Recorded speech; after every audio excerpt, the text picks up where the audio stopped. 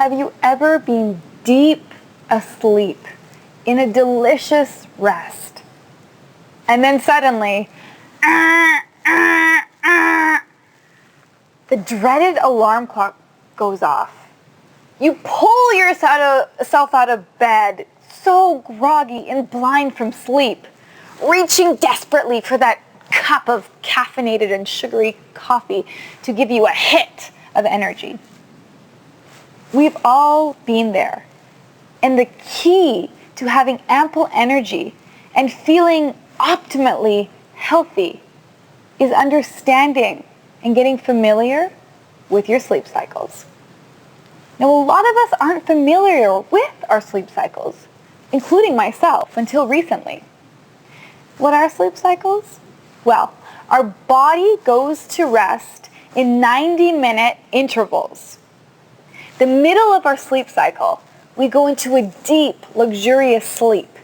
And then when we start to get to the end, we get a little bit lighter in sleep. And that's when we do the tossing and the turning, and then we go again into the next sleep cycle. Get into the deep sleep, gets a bit lighter, and it repeats until we wake up.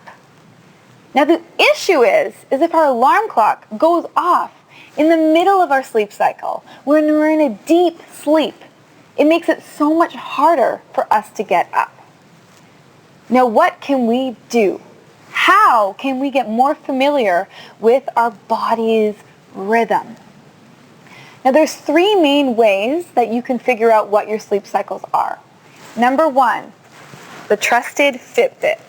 Like we said before, it's about $100 on Amazon. And what the Fitbit does is you wear it while you sleep, and it actually calculates your sleep rhythm, when your heaviest sleep cycles are, and when you get a little bit lighter. The second way is to actually download an app. There are sleep cycle apps. Some of them are free. All you do is you have it on your smartphone, place it by your bed, and in the morning, it'll show you your sleep cycles. Lastly, and it's the old-fashioned way, the free way, we recommend that you set your alarm for 90 minutes.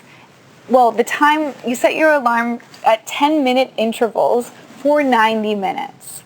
Every time your alarm goes off, and you may miss the first couple, kind of take a mental note and see when you are having an easier time getting up. In that 90-minute rhythm, there are some points where you don't feel like sleeping anymore. And that's when you should be getting out of bed. So in this section, we talked about really getting to know and getting familiar with your sleep cycles and understanding when the best time is to get up. Perhaps 6:30 isn't a good time because you're right in the middle of that sleep cycle. Maybe 6 o'clock is because you're at the end of your other sleep cycle.